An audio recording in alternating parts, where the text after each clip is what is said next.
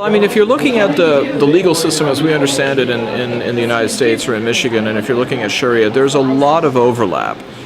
There's a lot of issues that are, in fact, quite identical when it comes to understanding commercial transactions and property issues. Where Sharia differs, though, is that it also regulates religious issues, it regulates rituals, it also regulates marriages and divorce, dietary rules, that also comes in. And in that sense, Sharia is really not very different from Judaic law or legal systems that involve other religious traditions. There is a kind of a meshing between the implementation and the application of religious law and the law of the land, so to speak.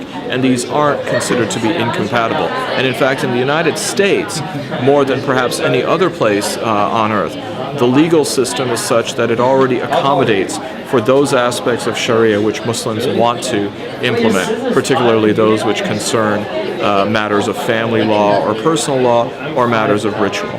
The United States has a mechanism where there is a lot of accommodation for religious law.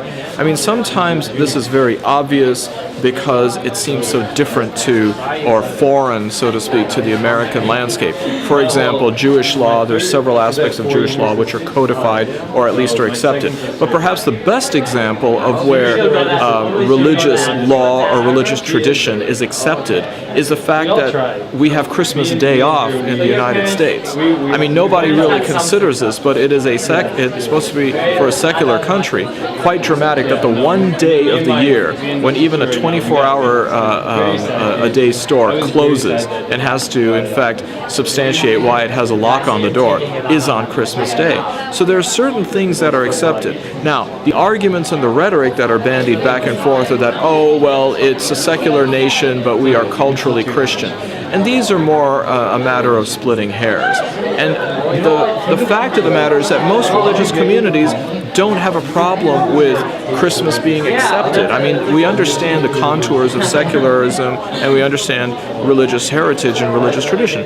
Many religious communities say, well, we should have the same level of deference paid to our sensitivities, even though there has never been a call to make Eid or even Rosh Hashanah or Yom Kippur national holidays in the same way that Christmas is. So I think it's a very disingenuous argument to say that religions are trying to take over or push out the dominant religion, whether one considers it to be secularism or even Christianity in this country. It's just not happening.